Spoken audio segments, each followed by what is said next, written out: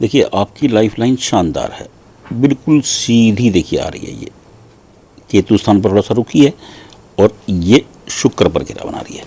देखिए शुक्र पर जब लाइफ लाइन घेरा बनाती है, ऐसे लोग बहुत रिस्पॉन्सिबल होते हैं। सीधा फार्मूला है, क्योंकि शुक्र दैत्य गुरु हैं और केतु स्थान, केतु आध्यात्मिकता के ग्रह हैं, सरलता के ग्रह हैं।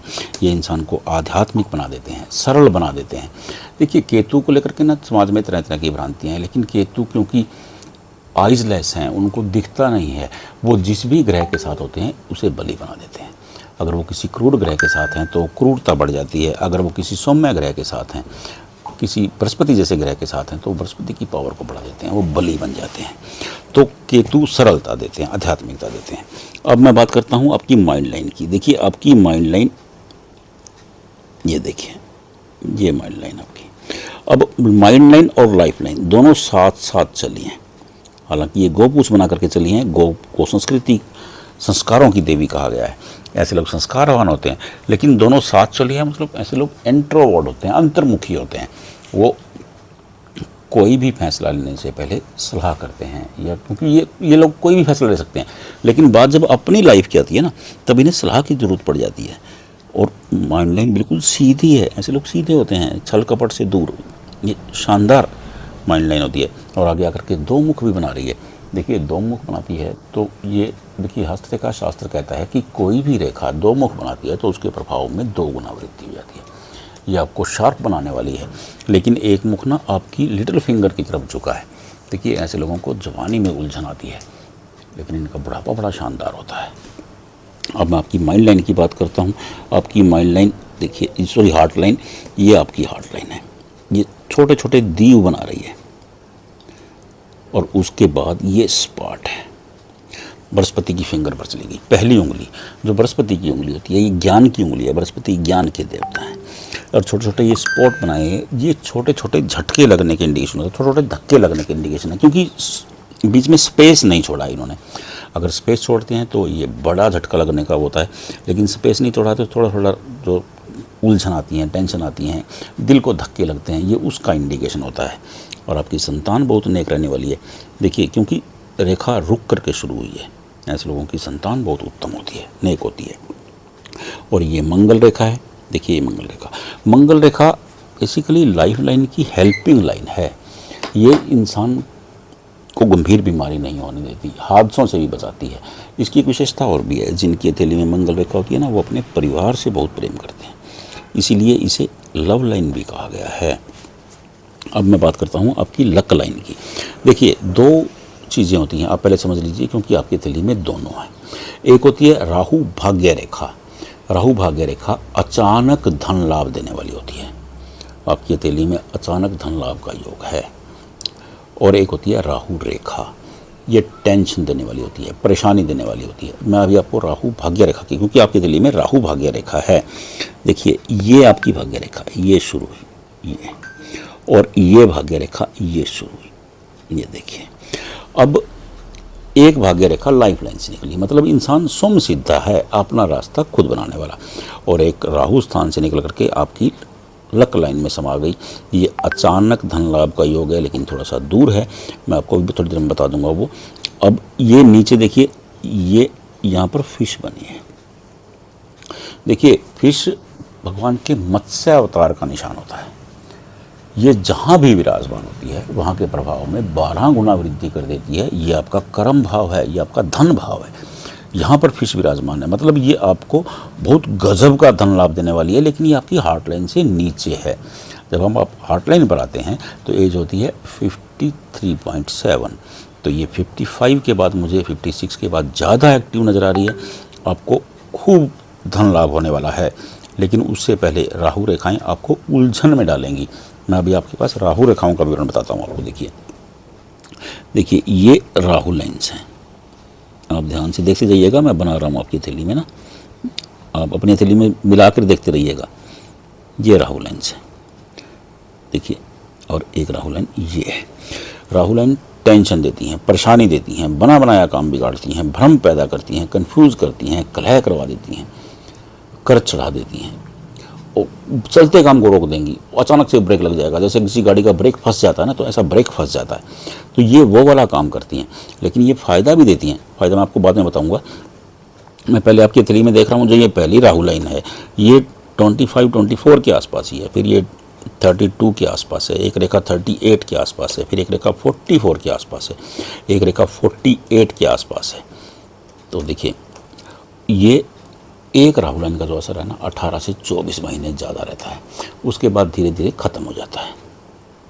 अब दूसरी बात, जो ये राहु लाइन सन लाइन से टकरा रही है, देखिए ये सन लाइन आपकी, इससे राहु रेखा टकरा रही है।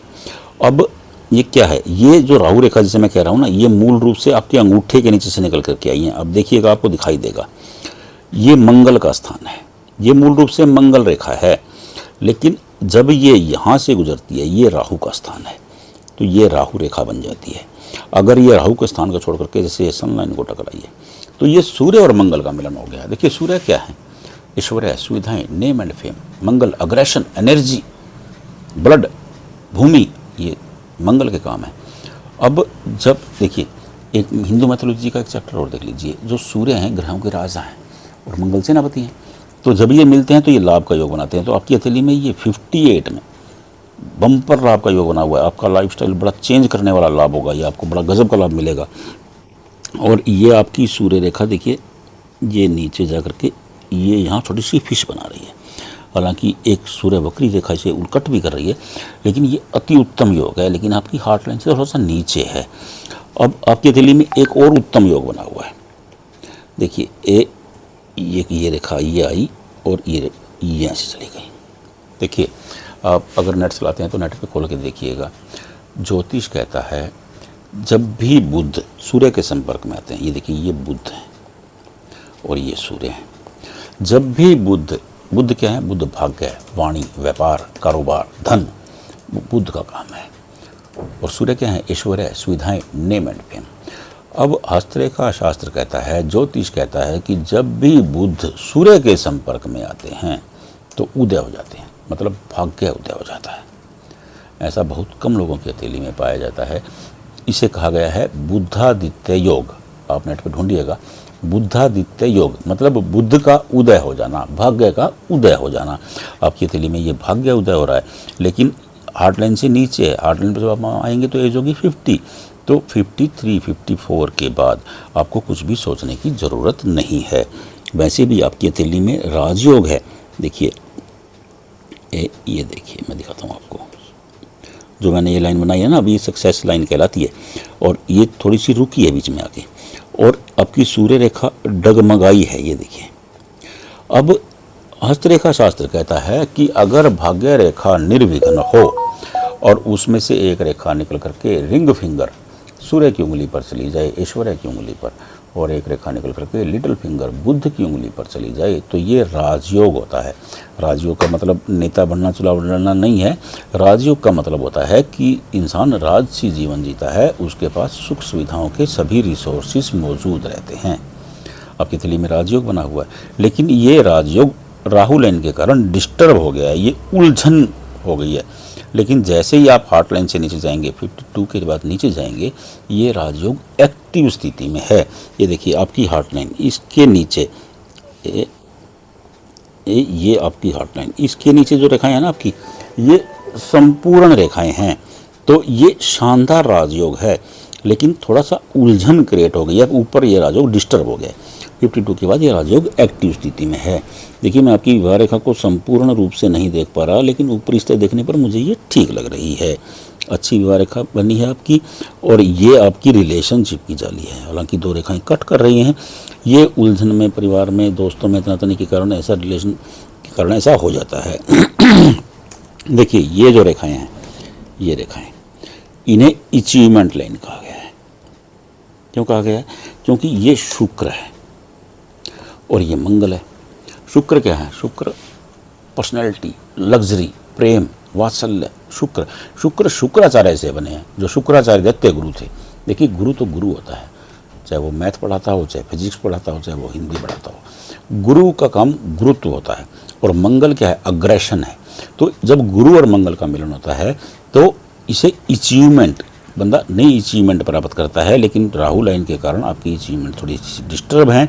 जैसे ही ये राहु लाइन का असर खत्म होगा, ये आपको गजब की अचीवमेंट देने वाली हैं, गजब की लाइफ देने वाली हैं। और वैसे भी देखिए, उसी की पुष्टि करने के लिए आपके यहाँ पर रिलेशनशिप की जाली में एक डायमंड फिश बनी है। देखिए, ये अति उत्तम योग है ये, क्योंकि रिलेशनशिप की जाली जहाँ ख़त्म होती है वहाँ एज होती है 50। अंगूठे को हम 48 से काउंट करते हैं और रिलेशनशिप जाली है 50 पे। 50 के बाद ये समय आपका रहने वाला है और बहुत गजब का रहने वाला है।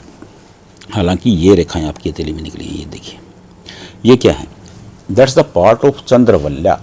चंद्र क्या है? मन, और वल्या का मतलब होता है घेरा, यानी कि मन पर घेरा बन जाना, उसे चंद्रवल्या कहते हैं। लेकिन ये दैट्स नॉट ए फुल चंद्रवल्या, ये उसका एक हिस्सा मात्र है।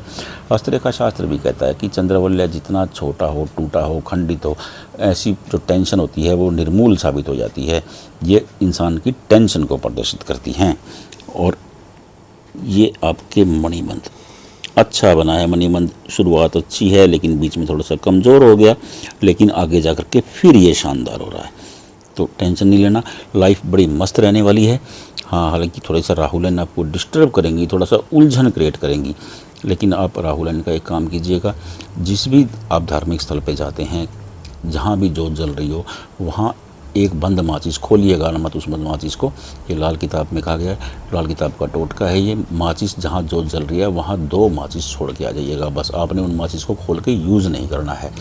अगर आप अपनी जोत जलाने के लिए जाते हैं तो तीसरी माचिस साथ रखिएगा, उस माचिस को वापस घर ले आइएगा। 2 माचिस वहाँ पे आप रख के आ जाइए। जोत जलाइए ना जलाइए वो आपकी श्रद्धा पर निर्भर है। और जो स्वीपर हैं, जो लेबर क्लास लोग हैं, उन्हें कुछ ना कुछ मीठा खिलाते रहिए, क्योंकि ये राहु के कारक है। मैं आपको बड़ा उपाय इसलिए नहीं बता रहा क्योंकि आपकी हथेली में राहु लाभ कारक भी हैं। अगर ग्रह को शांत कर दिया जाए तो लाभ में कमी आने का डर रहता है। तो आप केवल यही उपाय कीजिएगा, लाइफ शानदार रहेगी। फिर भी कोई प्रश्न होता है तो मैसेज कीजिएगा। शुक्रिया, धन्यवाद।